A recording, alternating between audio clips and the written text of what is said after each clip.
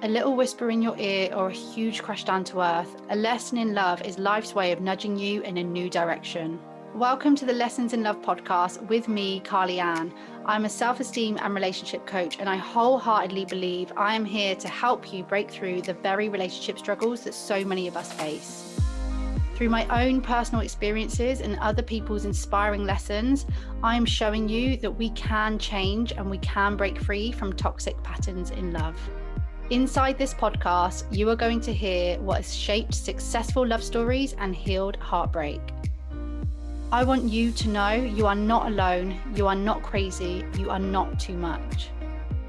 This space is for the woman who is done with believing she needs someone else to be whole, the one who has had enough of not feeling enough, who is not willing to let her past steal any more of her future, who is waving goodbye to a fantasy relationship and hello to the healthy, extraordinary love she deserves. This is where you learn how to become the most secure and irreplaceable version of yourself.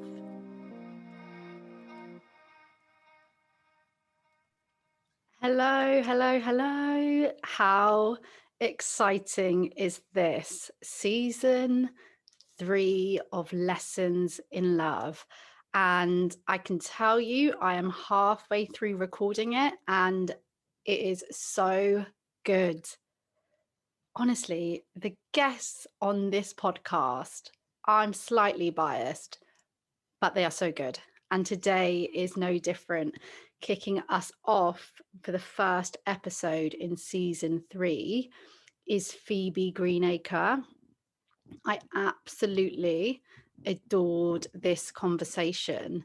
Phoebe is a somatic therapist, meditation and yoga teacher, entrepreneur and business coach. She has been practicing yoga for over 20 years and truly believes in the transformational power of self-care, yoga, and inner spiritual work.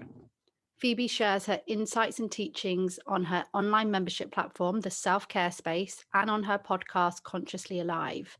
The Self-Care Space is an online library for guided meditations, yin therapy classes, breathwork sessions, and many other tools for healing and emotional transformation.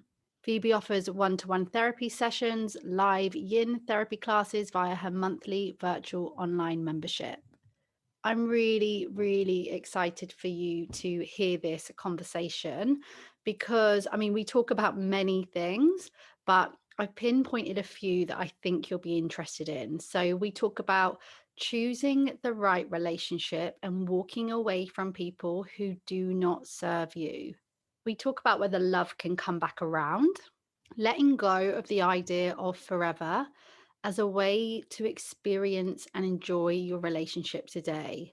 I get Phoebe's take on the fears around timelines, the biological clock that I know many of you experience. And we talk about how to cope when life hits you hard and emotion takes over. I hope that you love this episode. Please do share with me your key takeaways because I love hearing them. A big welcome to Phoebe. Thank you so much for being here. Thank you so much for asking me. It's a pleasure. I have to say, so I always do this right at the beginning. If I, sort of explain to people, because everyone I have on this podcast, I really say this all the time and I really mean it, somehow has inspired my journey. And usually that then means that they tend to inspire people who might listen to this podcast. And there's a couple of things for you, Phoebe. Firstly, just before we hit record, I was asking, about how you are, and you said, yes, well, I went to the coffee shop and I went to this coffee shop, and I was like, yes, I know that I like this person. But the other thing is, just before I get you to introduce yourself, I was looking, obviously doing a little bit of research. I went on your website and I just want to read this because for me, it really speaks to me. It says, hi, I'm Phoebe. Welcome to my sacred space for healing, growing, mindfulness and self-care. I've been waiting for you to find your pathway here, and I can't wait for you to dive deeper into your body, mind and soul. And I just really wanted to read that out because like finding your pathway here, the mind, body, soul speaks to me so much. I guess I just wanted to share that with anyone listening as well, that that's what you do. But I will ask you also to introduce yourself. Oh, I always find this question really awkward because I do lots of different things. I've had many different lives. So currently, right now, I focus on helping women come back to their bodies through self-care, yin therapy, somatic therapy, or conscious business coaching to find the wisdom that they were born with, the magic that they were born with, to remember that they are enough just as they are, and so that they can bloom from that place, and they can bloom and expand and go in whatever direction their hearts desire. I'd like to share that rather than like, oh, I'm a coach and I'm a yoga teacher and I'm a meditation teacher and yada yada yada, because that we can have labels and identities, and sometimes we hide behind those labels. So hope that helps as an introduction. It really does. I've been speaking a lot about coming home to yourself in your body, especially. I think that was a missing part of my healing and journey for a really long time. And it's such a relief that it's becoming just more known, right? That's where so much healing is, and coming home to your body. And I think a lot of people, if you've been listening to this podcast or certainly following my Instagram and things like that, I think there's certainly a message, and obviously that's what you're doing here as well. So definitely speaks to me. I'm someone who has struggled a lot with everything that this podcast is all about, insecure attachments and things like that. And leaving my body when I'm having like an anxious episode when it comes to relationships is something that I relate to so much. And it's those moments where I was acting out of control and crazy and needy and all of those things, and I wasn't in my body. But anyway, it's so nice to see you nodding, like it's so nice having these conversations where people know what you're talking about. Could you tell us your love story? So I feel like there's been many love stories, and I suppose the biggest love story that I have had is, yes, I could talk about my husband and my love story with my husband, but I suppose the journey to where I am today has been a journey to falling in love with myself. That has been the hardest and most difficult, because we have been taught, shown, programmed to believe that we are not enough just as we are. That when we get to school, we're taught high grades is good, bad grades is bad. That having, a slim body is good and having more weight is bad. And from a young age, you're slowly being conditioned to understand that you're not enough just as you are. And if you don't look like the girls on the magazine covers or on the beauty ads or the fashion ads, that you need to buy something or do something to change how you are. And that has been a huge journey to unravel. And I have to still unravel that today. And I'm 37. I'm married, happily married to my husband. And it's a daily journey towards wanting to feel at absolute peace with my body, my physical body, my emotional body, my mental body, and then also having that connection and understanding with my spiritual body, and understanding that we aren't just a physical body, that there is so much more. And when I spend more time in the emotional, mental, and spiritual body, loving my physical body comes much, much easier. It's so true, isn't it? I was just sat this morning, just feeling outside of relationships, I don't get hugely anxious, but I was just feeling quite anxious. Bringing yourself back to yourself in that way, it's hard to describe, but you just kind of said it really. It just makes the other things a bit easier. Sometimes we want that framework as to how, the step by step. It's like, no, sometimes it just makes it a bit easier. Completely. I mean, I could talk about my love story with my husband, because that was a two-part story. And we were together for 3 years at the beginning. And then I had to consciously say, this doesn't serve me anymore, and leave him at 34, which was super scary for a 34-year-old. My friends and family, like, what are you doing? You're going to be single at 34. Like, that is the worst thing in the world. And I was like, why is that the worst thing in the world? Like, there are many other things that are the worst thing in the world. And I had come to a point in my healing and my journey and my understanding of what I am and who I am and what made me come alive. And my husband at that time was not that person for me. And so we broke up, we went our separate ways, and I continued on with my life. I did not think that there would be a chapter number two, there would be getting back together, that kind of thing. So we actually went on our separate journeys, and he went off and did a silence retreat, and I didn't know about this, and went and did like a big yoga kind of meditation, ego letting go of journey. And I went on to continue my somatic therapy journey and my business journey.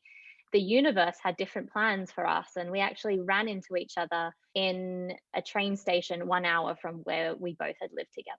And just like, what are you doing here? Like, this is so crazy. And again, it wasn't like, oh, we need to get back together, like this is what our hearts were searching for. But we'd gone on our separate journeys of finding love for ourselves, and it brought us back together.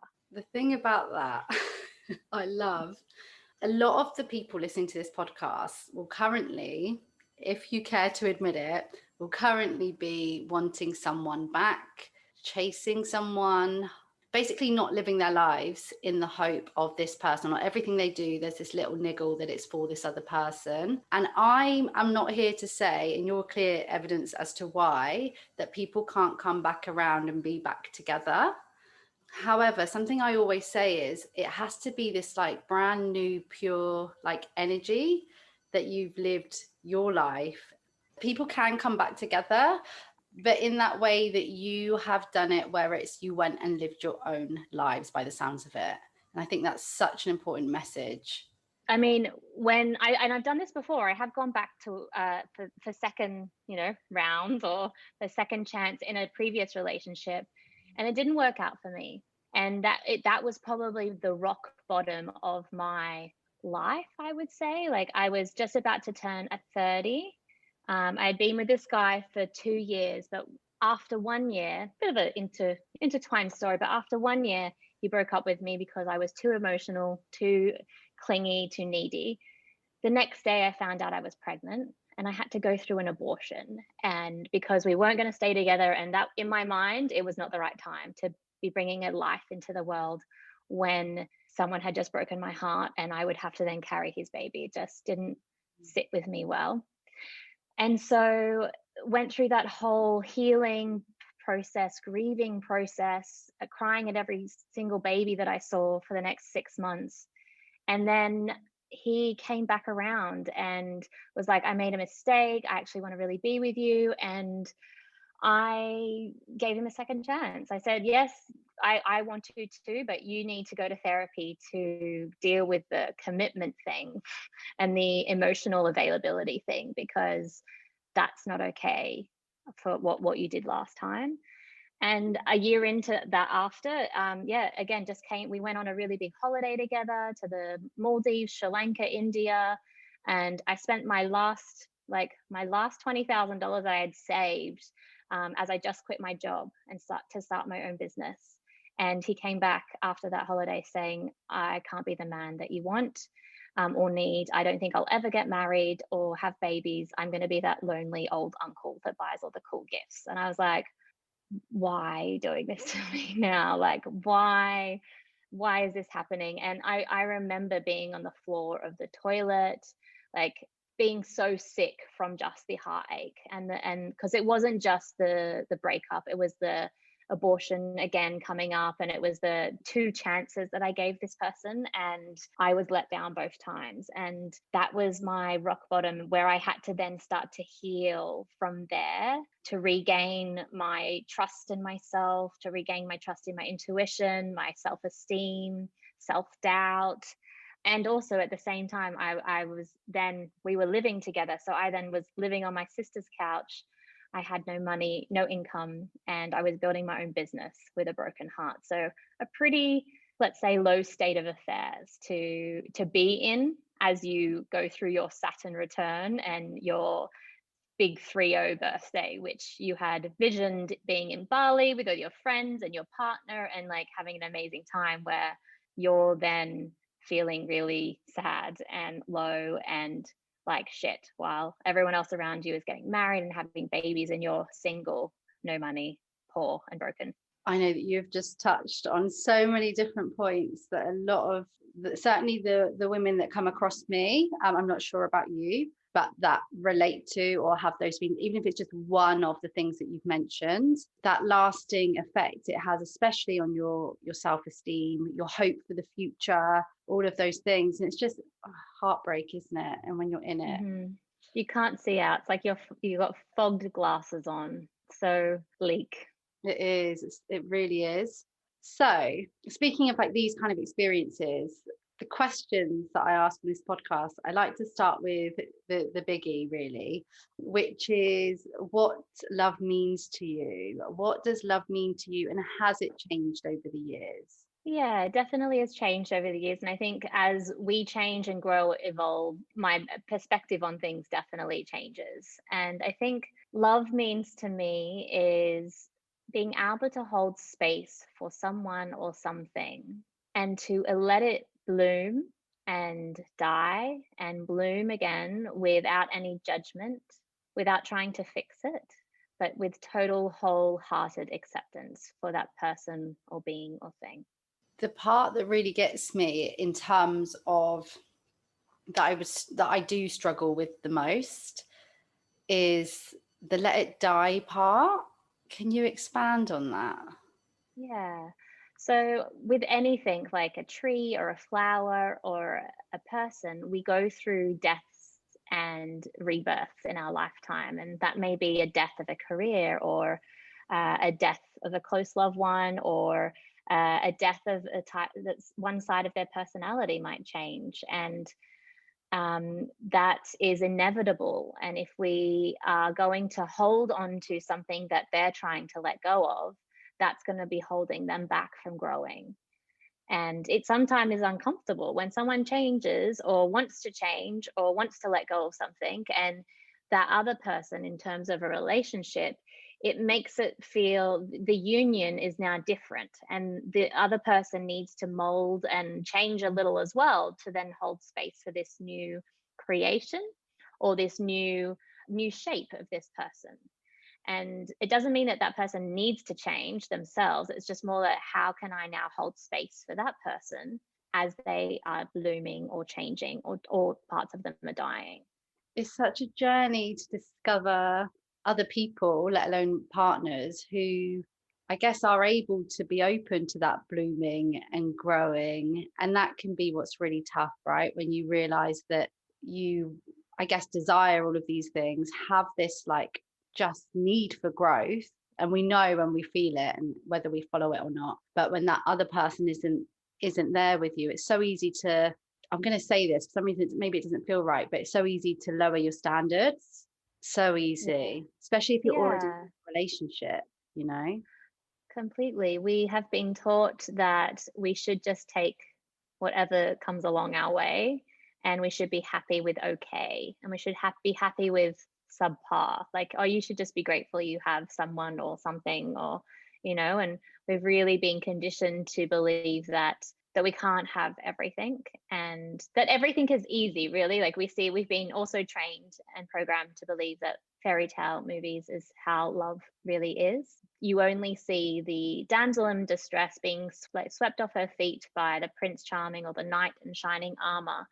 You don't see the hard conversations in a relationship. You don't see the low points, the grief, the dying, the person changing and that person being comfortable or uncomfortable with it.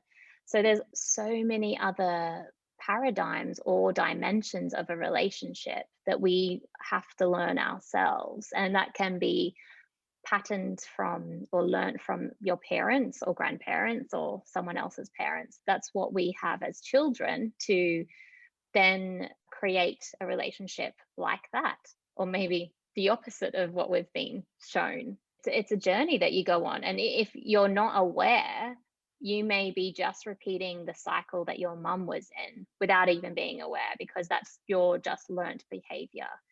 And so when you become aware and you want to consciously say, I don't want to be like that, and I want to do something differently because it hasn't ever turned out well in that pattern or that spiral. So something that your mum might, and I'm just using that as an example, may have then filtered over into your relationship, and then you keep on reacting in a fight, argument, you might always get defensive when someone criticizes you or says that you might be wrong, and that's always turned into a fight. And then you kind of recoil into yourself and block it, like the other person out, and then you don't ever grow and change from that space. So kind of forgot the question, but thank you for letting me ramble. And I was talking about kind of like what love means to you and all of these things. But one of the things that when you were just saying that is what was coming up for me. So whether it's really related, maybe we're both just going in these different paths, but is I was just thinking I could almost feel myself like wanting just to relax a bit, because it just makes me, sometimes I realize we can be so like controlling and, obviously fear-led and all of those things. And actually, even the stress of it, even the things that we've learned, even what we've been conditioned around, we can almost just relax into that a little bit, and almost just release some of it. I guess it's this, what was going through my mind as I was just almost like seeing this timeline. I've got to find this person, then that's got to last forever, and then it's got to be perfect and all. And I'm thinking, well, actually, maybe it's just this journey of, like you say, learning and growing. And this person in front of you right now is your current lesson. It's lessons in love. Mm-hmm. For sure. Current lesson. I think letting go of the foreverness of something has helped me to just really be in the present moment of love. And, I hope that this is my only love story with my husband, but I'm also understanding that one person doesn't decide to grow as well and change and evolve, that you may still be stuck in your 20-year-old relationship. And that's not fun, by dating a 20-year-old for the rest of your life. It's a tango, it's a two-way story. And I think the one thing, if you're both committing to having the hard conversations and doing the work, and maybe having some couples therapy every now and again to help with whatever that is that you both can't see eye to eye at, that might be communication, that might be intimacy. And no matter how hard you try to come from a place of love, it's just not landing with the other person. So I really believe that having that intervention as well can help you find that place of love between you if you're committed to it. I really love what you said. So something that comes up a lot in whether I'm doing like courses or workshops and things is the idea of trusting someone else. How can I trust them, especially if I've been hurt? And this by no means is what you've said about your husband. It's just what it's linked to for me. Yeah. And it's that part where you said, I hope this is forever. And it's like we can go into something with hope, and that's certainly okay. But I always think, I know that this sounds really cynical, but I've already kind of thought it, and it's there for me, which is if the day comes of me getting married or meeting someone, I almost don't want them to promise me forever. I love that idea that you said, let's hope it together, but I actually think let's not promise it, Mm. So I love that. And it's that, I can't remember how you worded it, but something about sort of releasing that idea of forever. Really. Letting go of that constraint. And I think that rather than being like, oh, this is forever and it's hard, be like, let's just be in today and let's deal with today. I think that can be applied to anything in life, like being in the present moment, letting go of the past, letting go of the future, and just being in today can really, really help solve just the things that we need to work on in this moment or in this day. I have a question coming up. It's not like a personal question by any means. I'm going to ask it. You don't have to answer, but it's just coming up. It's around the timeline of children. That is something that we're talking about, that letting go, that surrender. That seems to be the one that people say, yeah, but this one it has got this biological clock. I don't know if people come to you with these kind of concerns and things like that, but with your wisdom that you're imparting on us, do you have anything that just comes up around that kind of fear? Yeah, I mean, this is something, the timeline I've struggled with personally, because I saw all my friends have babies really, really early. My mum had babies really, really early, and that has been, and again, something that I have had to unlearn and let go of, and know that if babies are going to be a part of my soul's adventure, that will happen. And we are consciously this year thinking more about it and being more in that space.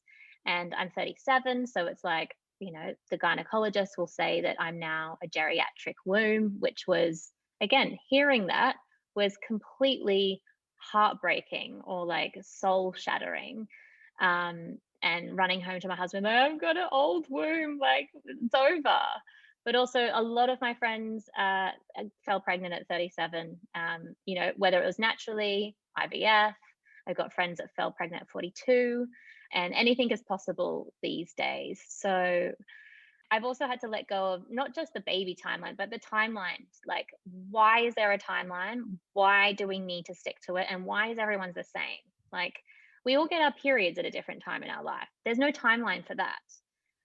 Just because your friend got hers in, when she was 13 and 2 months doesn't mean you getting it at 16 and 5 months is wrong. It's just different. And yeah, there's the biological clock thing. Science is very more further along than those than when we were a lot younger, or our mums or parents were a lot younger.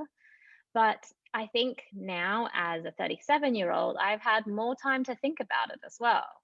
And I've had probably more opportunities, or just different opportunities, than my other friends that have kids, that I've chosen differently, and that's okay as well.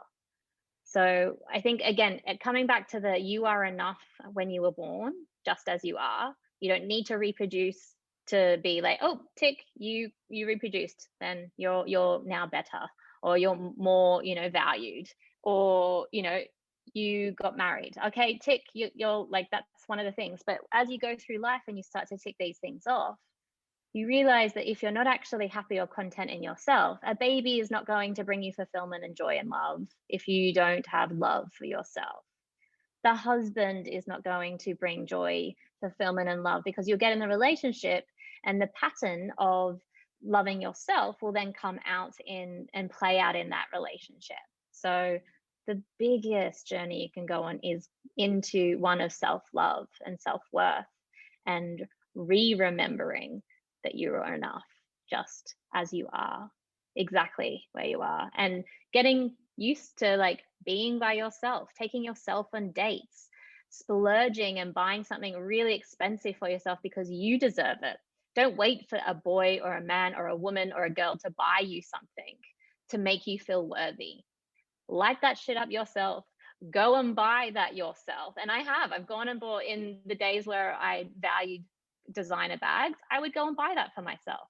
And my husband would be like, you spent what on that bag? And I was like, yes, honey, this is my bonus to myself, because I've been self-employed for however many years.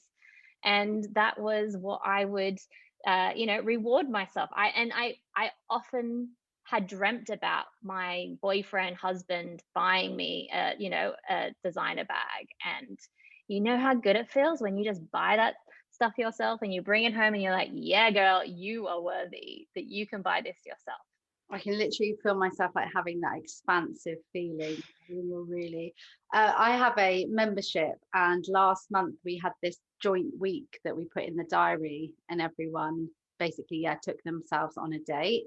And it's amazing the difference it made, the reminder it gave everyone to do these things. Like, we don't have to wait, and also the thing I was thinking that it felt a bit sad, really, is I know that as much as we say that these things, they're not going to fix that thing. It's not going to fill a hole, or you're going to try whatever it is, whether it's the baby, the boyfriend.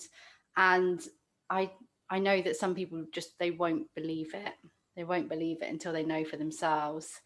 So I hope that when you were saying that, I believed it, and I hope that many others do. And I also heard that part where you said about, I can't remember the exact words, but it's really what I feel, which is, if it's in my journey, if it's there, it's there. But I refuse. And I think some people, I'm 33, which I actually see as really young. It is. I really do.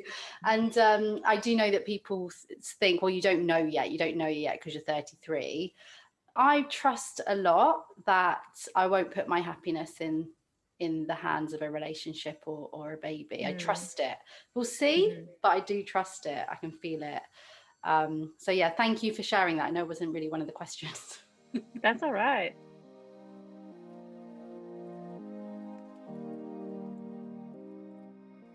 I am so proud to tell you this episode is sponsored by the Happiness Planner. This brand is one I have used personally for years. In fact, it is one of the very first journals I found when I started out on my own happiness journey.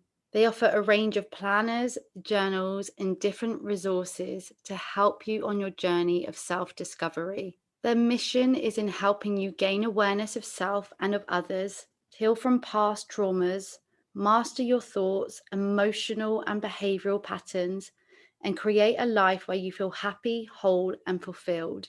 Now, if you know me and the work that I do, you will know how aligned that is with my own vision. So you can head to their website, thehappinessplanner.co.uk, to check them out. And you can use the discount code Lessons in Love, which will give you 10% off all of their amazing products. So, next question. Love, certainly this has been my experience. I know for many, it can be one of the most incredible, most expansive feelings, and it can also be one of the most painful and just completely distract you.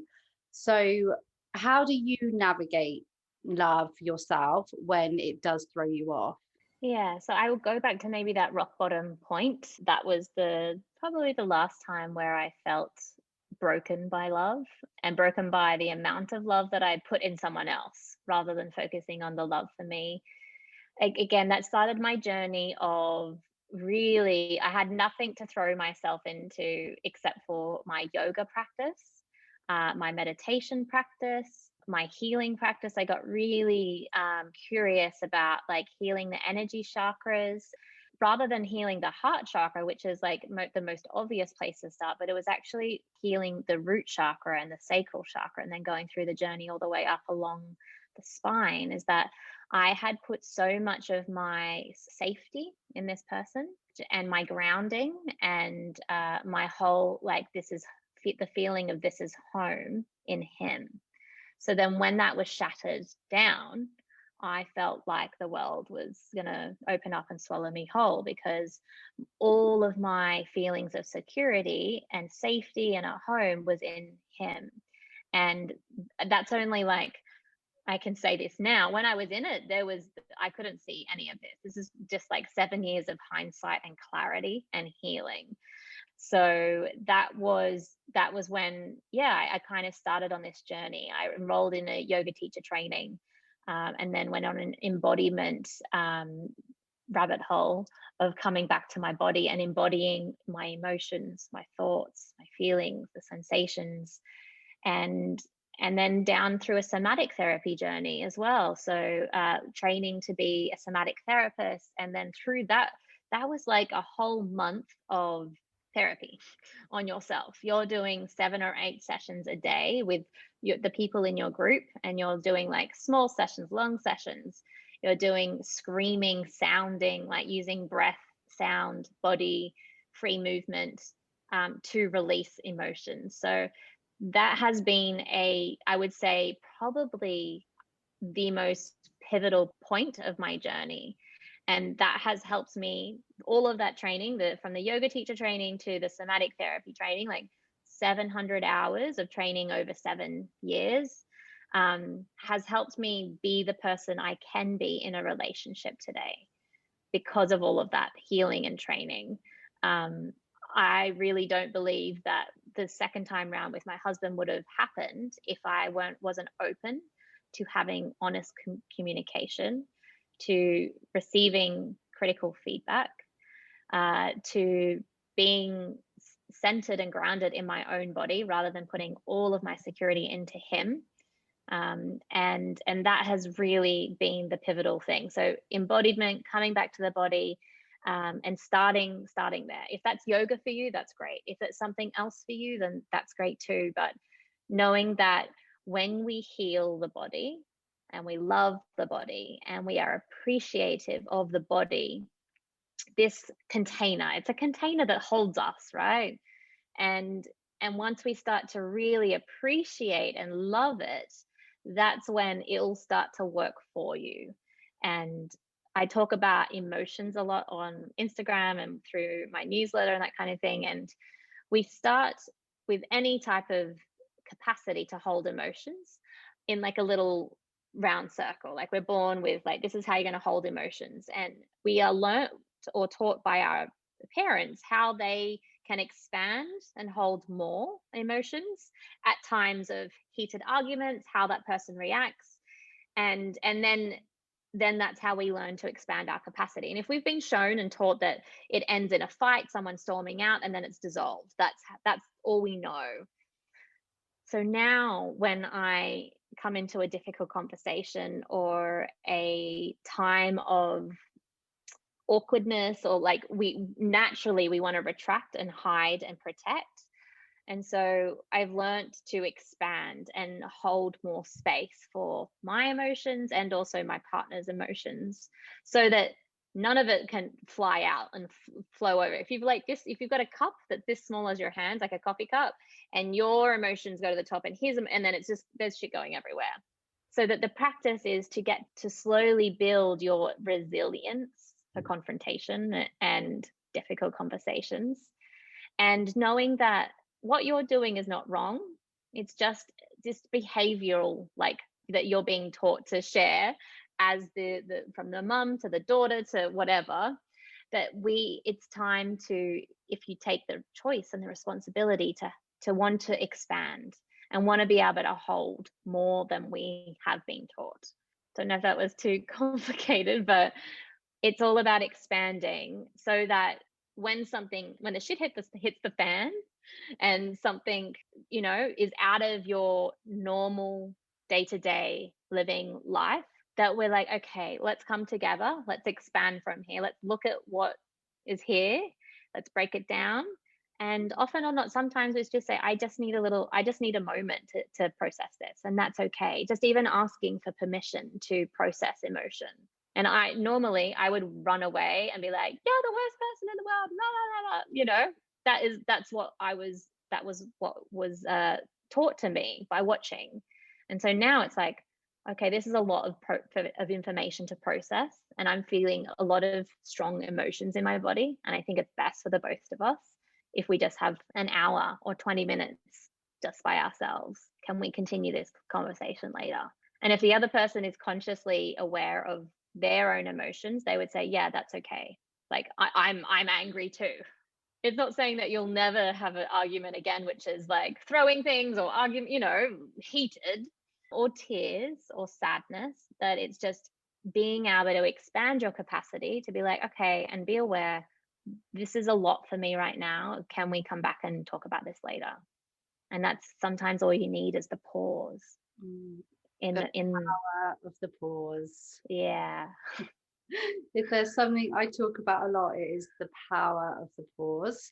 You are just speaking my language so much, because like I think I said it at the beginning, this has been the missing piece of the puzzle for me, and so I know for many other people, when it comes to insecure attachment styles and abandonment wounds and how that comes up in relationships for people. My background is in cognitive behavioral therapy, which I have a lot of love for, and I always will. Learned so much, and I was able to then eventually, when you start to take on what you teach others, was able to practice a lot of that with myself. And one of the things I was able to do is, and my therapist will commend me for this always, is the way that I can manage my thoughts and all of those kind of things, and catch myself. But still, my internal world was chaos. I could catch my thoughts. I could make myself behave in a way that's not crazy and perhaps acceptable to other people. But my internal world was chaos still. And that's because this was all missing. I was doing it, I guess, for others. And I was doing it because I guess it's all I knew. I knew thought work. And there is a place for it, don't get me wrong. But yeah, the body work that you're talking about, the safety, the being able to regulate yourself, and then with someone else, which is what the way that you can then communicate with someone else. And that's I think it's the missing part. I think so too. And also, like, a lot of people just don't they're so hard on themselves. Like, if you want to cry, cry. If you want to have a scream, scream. Like, we have been taught to be good girls, be quiet, sit down. Screaming and crying and, being a wild woman is not acceptable in this society. And I am all for the loud crying, like, get it out because it's better out than in. Mm. And whether that's crying by yourself, a lot of guys, a lot of guys can't handle it. And my husband is still learning. And sometimes I'm like, it's okay. I'm just crying. Like, it's not, it's just energy escaping from my eyes. It's fine. And he's like, but you cry a lot. And I'm like, yeah, well, I have a lot of energy to escape from my eyes. And that's okay. It's so incredible. Just the awareness, isn't it? One of the things that it was making me think of, not so much the crying, but the other parts that you were saying, but the recognition of the crying and that energy. And something I talk a lot about is chemistry, which I'm all for attraction and, feeling good. But a lot of the time, the intense chemistry can get people into a lot of hot water, especially if that's the only thing that you value, right? And recently, or fairly recently, I would say, I experienced this feeling of chemistry, and I was able to realize that I was not safe in my body. Basically, realize what was really going on is this unavailable person was making me feel all of these feelings. And it meant that I was able to, didn't mean my thoughts didn't run away, but when I was able to bring all of that together, I was then able to secure myself again, bring myself home. And it doesn't mean those relationships can't work, but at least they would be started from a place of safety. Everything you're saying just relates so much to this experience. So it's, yeah, amazing. Safety is important. And I think, like, at the base of a relationship, you just need the same values. My husband often calls us yin and yang. Like, we are so totally opposite. He works in finance, in trading, and he loves his hit workouts, and like intensity is the only kind of level for him. Where I like am the more feminine side, softer. I like my yin workouts. I like to cry a lot. And I'm working in, therapy, coaching, and holistic practices. So we could be not, yeah, we couldn't be further apart if we tried. But the values that we align with is connection for like family. Again, letting people grow and bloom. Like, it's okay to change and bloom, and the vision we have for our future is the same. Like, we want to be living off the grid, away from a city, big open space in nature, with kids and family around. So as long as you have the same goals and the same values, then you can have the most amazing chemistry and, intense relationship, as long as you both are separated in your safety. You're both separated and grounded in yourselves, so that when you come together, you can come together in love, you can come together in anger, you can come together in all those different things, but knowing that whatever was to happen, that you would still feel grounded in yourself. Whether that person, it didn't end, it didn't work out, that person died, like, there's so many reasons why a relationship may stop or end. And knowing that you put all of your groundingness and at home in your body is super important. And it's a delicate dance to dance around as well, a line, because we can put all of our happiness in a new relationship that's hot and sexy and like flaming and amazing. But once, if that then leaves and goes, like, what's left for you? Like, have you put your whole identity into that intense part of a relationship? And then what did you save for you? What did you save for yourself, rather than putting it all into a relationship? Yeah, and it's funny because where I am single and I obviously don't know who I'm going to meet next, and you hope that you're not going to fall down the same hole as you have in the past. But I can really say confidently that I've never been so excited before about being calm with someone, and I value all of those other things that you're saying rather than just the chemistry or what they look like and all of these things. And a lot of those have been shifting for a long time, but now, or walking away from the people where they don't meet all of those other values, making those kind of decisions. It does. I don't know when, how, what will happen with it, but it does make me excited, but a new kind of excitement that I've never felt before about a future relationship. Amazing. It's an exciting time. Yeah, of course. I loved that 6 month period when I was single. I was having the best time because I didn't answer to anyone. Didn't have to share a bed. I didn't have to share a wardrobe, and yeah, it was in freedom. Don't have to tell anyone where I am or what I'm doing or how late I'm going to be home. Anything. There was no negotiation or compromise. And there's going to be negotiation and compromise in every relationship, but to have that part, I didn't think I was going to get that again, because we had been together for 3 years and I thought this was going down the track of getting married and this was the end. So to have that like little spurt, it could have gone on for a year. Like I was not ready, like, or looking for a relationship. I was literally, this is my chance to go and discover myself again and to work on myself again. And I have really enjoyed it. Like it came to a really abrupt end, but that was what was in store. Yeah, but it is such an opportunity to work on yourself and discover yourself. And you took those 6 months, and people can be single for 6 years and they don't do that work, Yeah. which is just the truth, really. So next question. You get to go back to any age to teach yourself a lesson in love. You're not allowed to say no regrets or that you wouldn't change anything. What would your lesson be? Yeah, I would go back to the 29-year-old version of me and just pick her up off the floor and be like, you have no idea what's in store for you, and this is the best blessing and best gift that could ever happen to you. And you may not see it now, or you may not see it in the next year or so, but you have the most amazing pathway that is unrolling for you, and it is a gift that he's broken up with you now. Honestly, the funny thing, many people who know my story, it's 29 on the bathroom floor, ready to pick myself back up. And heartbreak, can't it just be one of the most, and it doesn't have to be heartbreak to someone you've been in a relationship with. It can be someone that you've had a crush on. It could be someone where it's been unrequited love, whatever it is. I know there's lots of different experiences, but it can be the absolute making of you, right? 100%. 100%. It really can. Amazing. Thank you so much. So welcome. So welcome. This has been a beautiful conversation. I've loved it.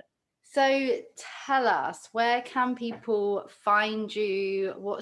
I'm also quite interested, just to sort of add it in there. I know you told us what you do, but I guess like the main presentation that you do support people through and help people with. Do you see a lot of this, the relationship struggles, abandonment wounds coming up? Yeah, definitely. I think on the top, most people come in on the level of anxiety or depression or like grieving. Like there's a top layer of the layer that's visible to them that they're like experiencing. And then once you get deep down, and this is what we do in somatic therapy, is that connecting the mind body experience is that you go down a few layers and then there's like frustration, anger, and then you go down a few layers and then there's like sadness and grieving, and then you go down a few layers and there's like this root cause that people are just lonely and they just feel disconnected from like society, their bodies. They just feel lonely even though they might be in a house full of people, in a city full of people, that because they've spent so much of their lives trying to work on the external, what do you look like, what does your job look like, what does your house look like, that when they finally get to all of those things they're like, oh, I should be really happy, but underneath they've not worked on themselves. And so then, yeah, relationships, all of those types of things underneath, people just want to feel connected. And I think that no matter what people come in with, deep down is that longing for that self-love. Because when you love yourself, there's a lot of the things that don't matter anymore, and that will just be water off a duck's back. And yeah, so that's, I would say that would be the common thread of women that come into my online practice. And do you have one key favorite self-love practice that you would offer as a bit of guidance? Yeah, I love to get naked and do a full body scrub and just the body scrub, the dry brushing. I do it the whole thing, and then after the shower, I'll get like coconut oil or something, and just like massage every little inch of your body, looking at it and saying, "I love you." Like, I love you, freckles. I love you, arms. I love you, wrinkles. I love you, round bits. I love you, hard bits. I love you, soft bits. And go through the entire whole body, really connecting with every single inch of you. And when you start to do that, at first, it can be really weird because you've spent so much of your time, you've been told that you should hate yourself. Like, you should hate your cellulite. You should get rid of that, buy that cream. Or you should hate that saggy bit under your arm because you've watched a movie where they've called it bingo wings and you're like, oh, I hate my bingo wings. And so you can be walking around in so much hate for yourself that when you actually start to consciously say, I love you, body, I love you, freckles, I love all of the things about you, that you actually, that frequency of love can start to penetrate through all of the different layers of your body. So I would say that's one of my favorite things of That's actually self-love. yeah, that's actually one of my favorites as well. So yeah, very, very good choice. I just love the way that you deliver your message. I think that's one of the things that I'm just really attracted to your work through, is just the way that you deliver it as well. So thank you so much for sharing that with us here today and for being my first guest of series So 3. welcome. Thank you so So happy much. when you replied and said yes. I was like, yes, I have a little wish list and you were on one of them. Um, Yay. where can people find you? Everything is on my website or my Instagram. It is phoebegreenacre.com. I have a self-care space membership, which is for emotional healing.